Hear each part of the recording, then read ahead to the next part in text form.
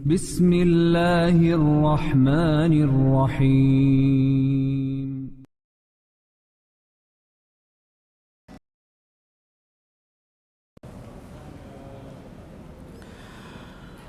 Bihamdillah wassalatu wassalamu ala rasulillah wa ala alihi wa sahbihi wa mawalah wa la hawla wa la quwwata illa billahi wa ba'du. Ma'asyiral muslimin yang dimuliakan Allah subhanahu wa ta'ala, alhamdulillah pada malam hari ini kembali kita dipertemukan di Masjid Muhajirin. Semoga Allah subhanahu wa ta'ala senantiasa menjaga yang senang memakmurkan masjid ini, termasuk kita semuanya. Salawat dan salam kita aturkan kepada Rasul kita Muhammad sallallahu alaihi wasallam. Allahumma salli ala Muhammad wa ala alihi wa sahbihi wa man sara ala nahjihi ila yaumiddin. Pembahasan di malam hari ini kita akan membahas tentang kehebatan para ulama dalam sebuah perdebatan. Masuk pada perdebatan para ulama zaman para tabi'in, tabi'ut tabi'in, atba'ut tabi'in. Abu Hanifah, tabi'in berarti Abu Hanifah. Karena Abu Hanifah itu pernah melihat sahabat Nabi Anas bin Malik. Makanya para ulama memasukkan Abu Hanifah itu tabi'in, generasi kedua setelah sahabat, karena pernah melihat sahabat walaupun tidak meriwayatkan dari sahabat. Karena Anas bin Malik itu usianya panjang sampai 100 tahun, anaknya banyak, Anas bin Malik itu, dan dia sahabat yang terakhir meninggal di Basra. Lah, suatu ketika Abu Hanifah ini masih kecil. Abu Hanifah itu masih kecil. Dia punya guru namanya Hammad. Hammad itu guru yang sangat mempengaruhi Abu Hanifah. Abu Hanifah ini suatu ketika bermimpi, mimpinya aneh. Dalam mimpinya itu dia melihat ada pohon besar sekali, rindang. Tiba-tiba ada babi. Babi ini jalan menuju pohon itu, kemudian bernaung di bawah pohon itu babi itu.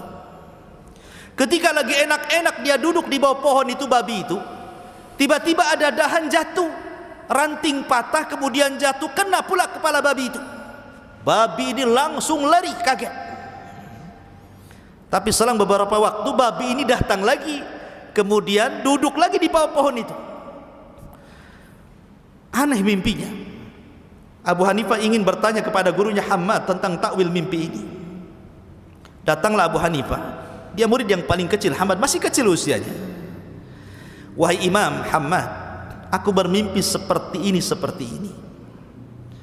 Tapi ketika itu Hammad tidak mengomentari mimpinya Abu Hanifah. Justru Hammad itu kayaknya ada sesuatu dalam pikirannya itu, kayak orang bingung. Sehingga Abu Hanifah bertanya, ya Imam, ada apa dengan kamu? Saya ini bertanya soal takwil mimpi. Kata Hammad, ya Abu Hanifah, aku lagi bingung. Kenapa? Datang utusan kepadaku bahwa ada undangan debat dari Rais Zanadiqah, pimpinan zindik. Zindik itu maksudnya orang-orang munafik, mengajak debat para ulama di daerah kita ini, dan aku yang disuruh untuk menghadapinya oleh Amirul Baldah, oleh gubernur daerah itu. Aku pula mewakili semua para ulama, kata Hammad. Sementara aku bingung, yang diperdebatkan ini soal ketuhanan. Bagaimana mungkin aku akan berdebat dengan orang-orang zindik soal ketuhanan, sesuatu yang tidak bisa dilihat? Ini kalau aku berdebat akan memfitnah manusia. Kata Abu Hanifah, Allahu Akbar, aku baru paham takwil mimpiku wahai Imam, katanya. Aku baru paham takwil mimpiku. Padahal Imam Hammad tidak menjelaskan takwilnya. Kata Abu Hanifah, subhanallah, aku baru paham takwilnya, katanya. Ada apa dengan anda wahai Abu Hanifah, kata Hammad. Boleh jadi takwilnya begini wahai Imam. Pohon yang besar itu adalah syajaratul ilmi, pohon ilmu, dan itu engkau. Adapun babi yang datang kemudian di bawah pohon itu, itulah zindik yang mau datang tuh katanya.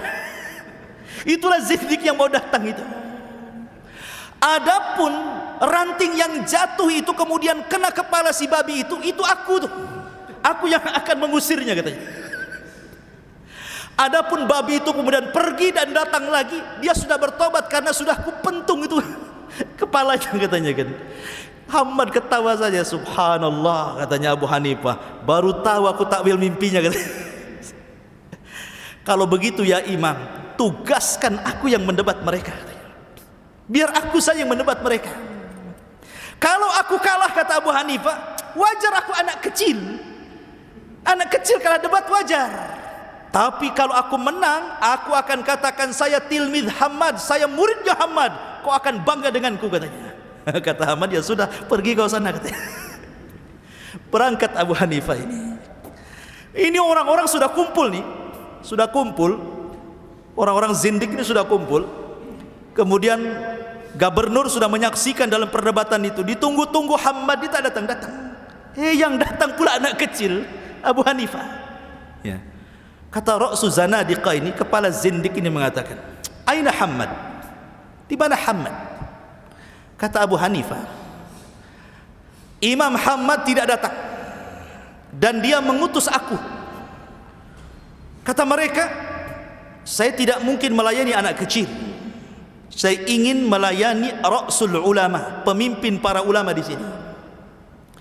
Kata Abu Hanifah, saya katakan, guruku Hamad mengatakan bahwa perdebatan ini bukan perdebatan besar. Perdebatan ini perdebatan kecil. Dan saya murid yang paling kecil, makanya dia mengutus yang paling kecil. Abu Hanifah itu. Ya. Ini perdebatan kecil, tidak mungkin guruku yang menghadapi. Karena ini perdebatan kecil, makanya dia mengutus murid yang paling kecil, dan akulah yang paling kecil dari muridnya. Sudah, jangan banyak bicara. Kira-kira apa yang mendebatkan dengan saya? Beraninya Abu Hanifah, masih kecil dia. Baik, katanya orang zindik ini, saya akan tanya kepadamu banyak soalan. Silahkan tanyakan saja. Pertama katanya, kapan Tuhanmu dilahirkan? Sejak kapan Tuhanmu dilahirkan?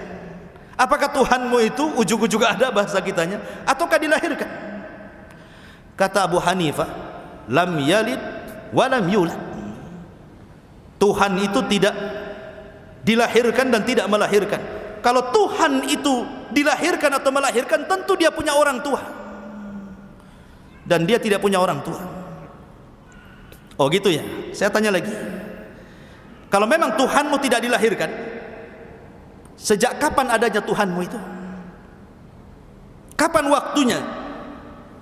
Maka kata Abu Hanifah, Tuhanku dan Tuhan kalian itu sudah ada sejak belum ada waktu, belum ada tempat, belum ada apapun di alam semesta ini, dia sudah ada. Saya akan tanya balik, kata Abu Hanifah, berapa angka sebelum 3? Mereka mengatakan 2. Berapa angka sebelum 2? Mereka mengatakan 1. Berapa angka sebelum 1? Enggak ada katanya kan. Kata Abu Hanifah, kalau angka saja sebelum 1 tidak ada apa-apa, maka sama juga dengan Allah. Ketika Allah itu ada, maka sebelumnya tidak ada apa-apa. Tidak ada waktu, tidak ada tempat, tidak ada apapun. Dia satu-satunya. Kalau terjadi kepada angka, kenapa tidak terjadi kepada Allah Azza wa Jalla? Mereka terdiam. Kemudian mereka mengatakan, ya Abu Hanifah, kalau begitu, kemana Tuhanmu mengarah? Kalau seandainya Tuhanmu mengarah ke barat, kemudian orang-orang barat bermaksiat, akhirnya mengarah lagi ke timur, rupanya orang-orang timur bermaksiat, kemudian mengarah lagi ke selatan, rupanya orang selatan bermaksiat, dan begitu seterusnya. Sebenarnya Tuhanmu itu ngarah kemana? Ke baratkah, ke timurkah, atau kemana? Kata Abu Hanifah, gini saja, kamu lihat lampu ini, lampu yang menerangi di sini. Ketika kita nyalakan lampu di sebuah ruangan, kemana arah cahaya lampu itu. Apakah arah cahaya lampu itu ke satu titik, ke barat saja, atau ke utara saja, atau ke timur saja, atau ke selatan saja? Maka mereka mengatakan, ya cahayanya ke semua arah katanya. Kalau itu terjadi pada lampu, bahwa cahayanya bisa mengarah ke semua arah, maka Allah Tuhanku dan Tuhan kalian tentu lebih hebat dibandingkan lampu. Dia tidak mengarah ke satu titik, tapi semua mengarah ke satu alam semesta ini. Setelah itu mereka bertanya lagi, ya Aba Hanifah, kalau begitu siflana rabbak, coba sifatkan Tuhanmu kepada kami. Apakah dia padat seperti batu? Apakah dia cair seperti air? Ataukah dia melayang seperti asap? Tuhanmu itu seperti apa katanya? Kata Abu Hanifah, pernah enggak kau duduk di samping orang sakit? Pernah. Pernahkah kau melihat orang sakit sampai mati? Pernah.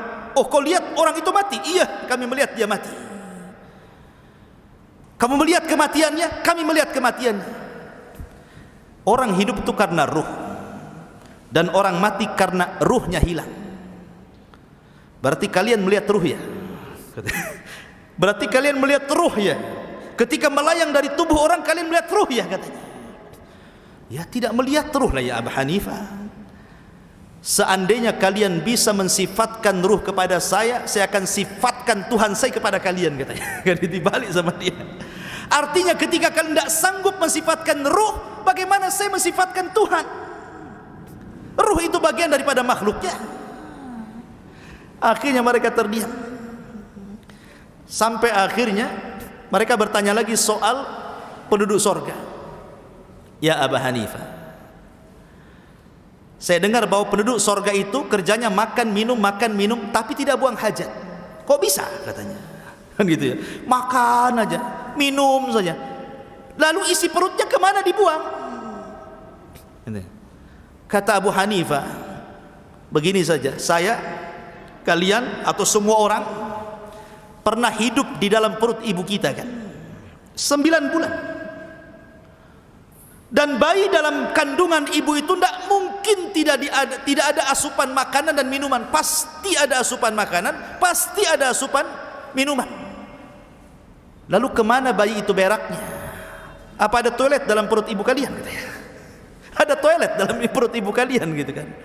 Kan tidak ada. Itu terjadi kepada kita di dunia, apalagi di akhirat, di sorga. Allah ala kulli syai'in qadir. Allah segala sesuatu mampu. Kenapa kalian bertanya soal itu?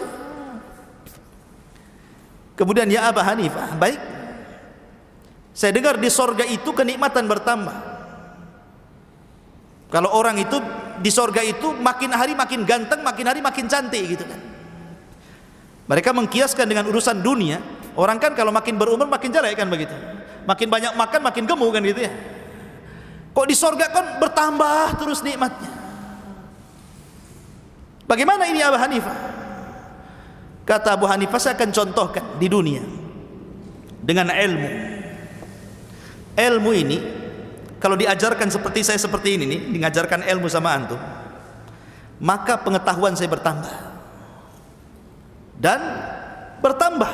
Setiap saya mengajar ilmu pasti bertambah. Tidak mungkin bertambah. Pasti bertambah, ada pengetahuan baru kalau saya ajarkan itu. Tapi kalau saya tidak ajarkan ilmu ini, pasti berkurang, lupa segalanya. Di dunia terjadi bahwa sesuatu yang tidak bisa dilihat bisa bertambah. Ilmu kan tidak bisa dilihat kan gitu ya, karena itu pengetahuan. Tapi bisa bertambah, apalagi di sorga. Dari sini mereka mengatakan, ya sudah, saya ingin bertanya, ini pertanyaan pamungkas ini, 3 soalan. Kalau engkau bisa menjawab, wahai Abu Hanifah, kami beriman, kami akan tobat mengikuti agamamu. Tapi kalau tidak, berarti engkau kalah dalam debat. Kata Abu Hanifah, ya sudah, apa 3 soalan itu? 1, kamu katakan Tuhanmu tidak dilahirkan. Tuhanmu sudah ada sejak sebelum segala sesuatu ada, macam-macam. Sekarang tunjukkan kepadaku bagaimana cara melihat Tuhanmu. 1. Yang kedua, Tuhanmu telah menciptakan iblis atau jin dari api. kemudian dia bermaksiat kepada Allah, akhirnya dia dimasukkan ke dalam neraka, dan neraka itu api. Macam mana api diazab dengan api? Apa yang akan dirasakan? Harusnya sesuatu yang tercipta dari api diazab dengan air lah, supaya dia padam kan gitu. Kemudian yang ketiga, saya dengar bahwa segala sesuatu itu terjadi karena takdir Allah. Ya, kata Abu Hanifah. Lalu apa manfaatnya pahala dan dosa kalau semua sudah ditakdirkan? Contoh, kita ngaji ini sudah ditakdirkan. Lalu apa kemudian kaitan dengan pahala dan dosa? Kalau kita sholat sudah ditakdirkan, ngapain kita mencari pahala? Memang takdirnya sudah sholat kan gitu. Kalau seseorang maksiat, memang takdirnya dia maksiat. Apa urusan dengan pahala dan dosa gitu maksudnya? Kata Abu Hanifah, oh, kalau untuk 3 pertanyaan ini tidak bisa kujawab dengan lisan katanya. Ini harus dijawab dengan perbuatan. Terserah engkaulah Abu Hanifah, mau dengan lisan mau dengan perbuatan, yang penting jawab 3 soalan ini. Kata Abu Hanifah, dia izin kepada Amirul Baldah itu, kepada gubernur, maaf Pak Gubernur, ada enggak bejana yang terbuat dari tanah? Oh ada, datangkan kemari. Ada mangkok dari tanah diisi air. Bangkitlah Abu Hanifah, ini anak-anak, mendekati pemimpin zindik ini, lo dikepruk kepalanya sama itu. Dia ambil bejana, pas dekat dipukul kepalanya, buak gitu kan, keluar darahnya. Jadi pemimpin zindik ini mengatakan kepada Amir, ya Amir, lihat kelakuan Abu Hanifah, dia tidak menjawab malah menyakiti saya katanya. Hukum dia wahai Amir katanya. Kata Amir, ya Abu Hanifah, kenapa kau tak jawab, kenapa kau menyakiti orang? Kata Abu Hanifah, begitu jawabannya, itu jawabannya. Amir makin bingung, semua orang bingung. Apa maksud wahai Abu Hanifah? Orang itu sampai menjerit dan berdarah. Kata Abu Hanifah, begini Amir, dia mengatakan bahwa saya disuruh mensifatkan Tuhan. Bagaimana cara melihat Tuhan? Ya Tuhan tidak bisa dilihat. Saya ingin tanya kepada anda wahai Ra'su Zanadiqah, kamu waktu saya kepruk kepalamu itu sakit atau tidak? Sakitlah, mau dikepruk ya sakit. Pukul ya sakit kan gitu ya. Saya tanya sama kamu, coba sifatkan sakitmu seperti apa? Sakitmu itu bentuknya kayak apa? Kotak kah, segitiga kah, segi empat kah? Seperti apa sakitmu itu? Kau kan hanya bisa merasakan saja sakit, tetapi kamu tidak bisa menggambarkan bentuk sakitnya kayak apa. Sama dengan Tuhanku, kita tidak bisa melihat Tuhan kita, tapi kita bisa merasakan keberadaannya. Satu. Yang kedua, bukankah kita tercipta dari tanah? Yang saya pukulkan kepalamu itu tanah, bukan besi. Katanya kalau seandainya setan terbuat dari api, diazab dengan api, tidak merasakan apapun. Kenapa kau kesakitan? Harusnya kau diam saja lah kan begitu. Kan sama-sama dari tanah katanya kan itu. Kemudian yang ketiga, bukankah ketika aku pukul kepalamu kau menjerit tadi? Ini semua takdir Allah kan? Sudah ditulis Lauhil Mahfuz kan? Iya, sudah ditulis Lauhil Mahfuz, kata pemimpin zindik. Lalu kenapa kau teriak sama raja minta tolong? Gitu. Harusnya kau diam saja kalau sudah ditulis. Kenapa kau minta sama raja supaya menghukum aku? Menunjukkan bahwa dalam takdir itu bukan berarti semata-mata menyandarkan kepada takdir, tapi di situ juga ada pahala dan dosa. Ya. Ada pahala walaupun sudah ditakdirkan, tetap aja kita sholat, kita menjauh maksiat, kita cari pahala, menghindari dosa. Ya. Dari situ terdiamlah orang ini. Akhirnya kemudian mencium kening Abu Hanifah, dan mereka pun sadar itu takwilan tadi, takwilan mimpi Abu Hanifah. Ini perdebatan terjadi antara Abu Hanifah dengan Zanadiqah. Kemudian juga Abu Hanifah pernah berdebat dengan orang Khawarij. Bayangkan orang Khawarij ini, mereka mengkafirkan para pelaku dosa besar. Karena kaidah mereka begitu, siapapun yang melakukan perbuatan dosa besar kafir di dunia, kalau mati masuk neraka dan kekal di dalamnya. Itu keyakinan Khawarij. Keyakinan ahli sunnah tidak. Orang yang melakukan dosa besar menurut ahli sunnah itu, dia tidak kafir, dia tetap mukmin, tetapi naqisul iman, imannya kurang. Karena iman itu terkadang bertambah dengan taat, terkadang kurang karena maksiat. Contohnya orang minum khamar, itu kan dosa besar. orang Khawarij mengatakan peminum khamr itu kafir. Tapi kita ahli sunnah mengatakan tidak kafir, tetap dia mukmin tapi lagi kurang imannya karena dia maksiat.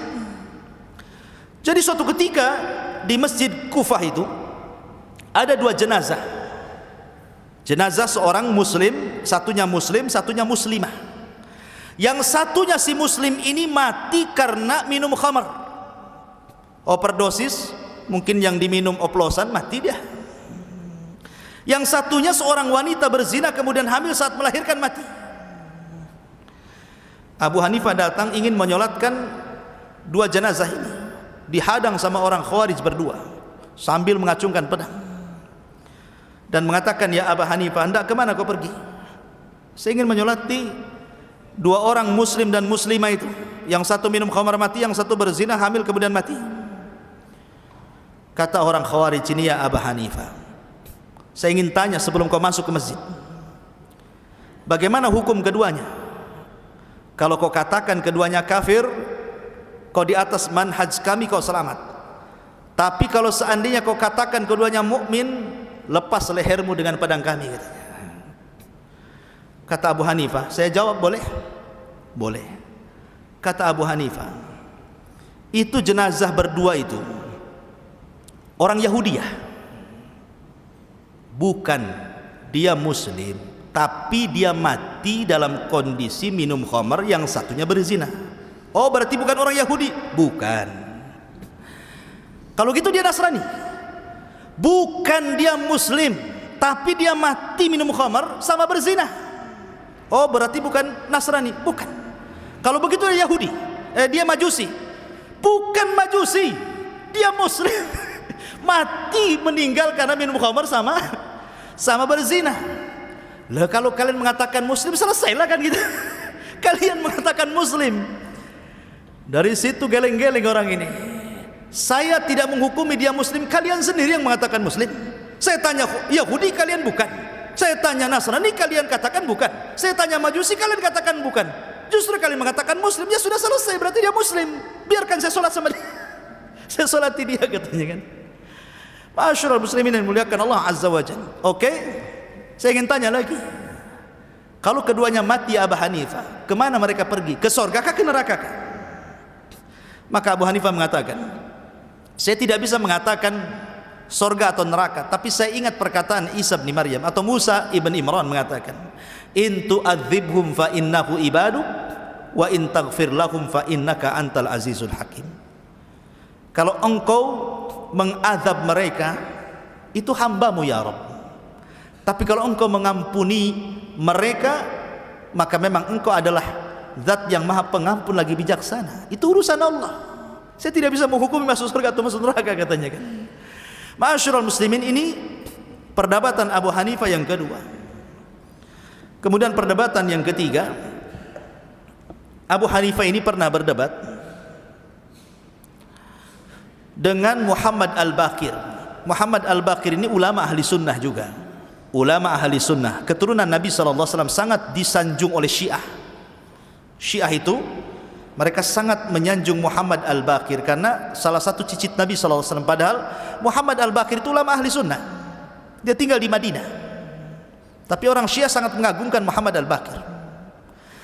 Lah suatu ketika Muhammad Al-Baqir ini mendengar bahwa Abu Hanifah ini mendahulukan akal dibandingkan hadis Nabi SAW, karena tadi kecerdasannya kan sudah tahu kita bagaimana cerdasnya beliau menggunakan akal dia untuk membantah orang maksudnya. Jadi suatu ketika Abu Hanifah ini haji ke Mekah, pulang haji, kemudian mampir di Madinah. Pas pula dia berjumpa dengan Muhammad Al-Baqir. Kata Muhammad Al-Baqir, saya ingin berjumpa dengan Abu Hanifah, ingin tabayun. Datangkan Abu Hanifah kemari. Maka datanglah Abu Hanifah ke rumah Muhammad Al-Baqir, alim ulama Madinah itu. Kemudian disediakan kursi. Kemudian Abu Hanifah rahimahullahu ta'ala ditanya oleh Muhammad Al-Baqir, ya Abu Hanifah, aku mendengar engkau mengagungkan akalmu dan menghina hadis-hadis kakekku, maksudnya Nabi SAW. Kata Abu Hanifah, saya tidak pernah menghina hadis-hadis kakekmu. Dan saya tidak pernah mengagungkan akal dibandingkan hadis Nabi sallallahu alaihi wasallam. Kata Muhammad Al-Baqir, tapi itu yang sampai kepadaku. Sekarang buktikan kalau engkau itu tidak menghina hadis-hadis dan tidak membesarkan akalmu. Sini kau duduk. Maka Abu Hanifah langsung datang ke hadapan Muhammad Al-Baqir, tapi tidak mau duduk di kursi. Dia duduk di bawah. Jadi Muhammad Al-Baqir kayak saya gini duduk di kursi, Abu Hanifah duduk di situ sambil wajahnya memandang Muhammad Al-Baqir. Kata Muhammad Al-Baqir, aku sudah sediakan kursi, kau harusnya duduk di sana. Kenapa kau duduk di sini? Kata Abu Hanifah, inilah kedudukanku dengan dirimu sebagaimana kedudukan sahabat Rasul dengan Nabi sallallahu alaihi wasallam. Dari sini saja sebenarnya Abu Hanifah ingin mengatakan, kalau aku menghargai ahlul bait, mana mungkin aku menghina hadis Nabi. Begitu. Jadi awal saja sebenarnya sudah masuk dalam perdebatan itu. Kemudian kata Muhammad Al-Baqir, sekarang buktikan kalau kamu tidak menggunakan akalmu untuk melawan hadis-hadis Nabi sallallahu alaihi wasallam, hadis-hadis kakekku, katanya. Kata Abu Hanifah, saya ingin bertanya 4 soalan. 1. Di zaman kakekmu Nabi sallallahu alaihi wasallam, mana lebih kuat, laki-laki ataukah perempuan? Kata Muhammad Al-Baqir, ya laki-laki lebih kuat lah, masa perempuan? Ya karena laki-laki lebih kuat tenaganya, lebih kuat akalnya. Kalau memang laki-laki lebih kuat dibandingkan perempuan, saya ingin tanya lagi, kata Abu Hanifah, dalam pembagian waris mana yang lebih banyak? Laki-laki kah yang kuat ataukah perempuan yang lemah? Kata Muhammad Al-Baqir, perempuan separuh laki-laki. Kalau saya pakai logika, wahai Muhammad Al-Baqir, harusnya laki-laki separuh, perempuan 1. Dia kan lemah, dia tidak bisa mencari, sementara ini laki-laki bisa mencari. Tetapi karena ketentuannya seperti itu, saya tidak bisa mengatakan apapun. Yang kedua, membasuh, mengusap sepatu khuf ini, mana yang kotor? Ini sepatu nih, mana yang kotor, yang bawah atau yang atas? Yang kotor, karena yang menginjak itu yang bawah, tentu yang kotor yang bawah, yang bersih yang atas. Saya mengusap saya memfatwakan bahwa sepatu itu diusap atasnya bukan bawahnya. Kalau saya pakai akal, saya akan suruh manusia mengusap bawahnya, bukan mengusap atasnya. Tapi karena itu ketentuannya, memang begitu, itu yang diusap bukan bawahnya. Kemudian yang ketiga, wanita haid. Kalau wanita haid itu kan meninggalkan sholat, meninggalkan puasa. Mana yang lebih utama, sholat ataukah puasa? Sholat dibandingkan puasa. Tetapi kenapa yang diperintah mengqadha justru puasa, sholat tidak diperintah qadha? Harusnya sholat yang diqadha, puasa tidak, karena sholat lebih hebat dibandingkan puasa. Tapi karena memang nasnya seperti itu, ya mau diapakan? Dan yang terakhir, mani dan kencing. Ya. Mana yang lebih najis? Kencing apakah mani? Kencing najis, mani tidak najis. Makanya Rasul pernah sholat, di sarungnya ada maninya. Tapi kenapa orang kencing ketika dia sudah berwudu, cuman membatalkan wudu, kemudian wudu lagi selesai. Tapi orang keluar mani tidak bisa berwudu, harus mandi dia. Secara akal, harusnya yang mandi itu yang najis, yang tidak mandi itu yang tidak najis. Tapi karena memang itu nasnya, mau diapakan lagi? Dari sini Muhammad Al-Baqir baru tahu bahwa tujuan Abu Hanifah bukan itu. Jadi akal yang digunakan Abu Hanifah itu memperkuat dalil, bukan melemahkan dalil. Ini perdebatan Abu Hanifah di zaman tabi'in. Sebelum saya tutup, mungkin kita buat 5 menit saja pertanyaan jawab, silakan.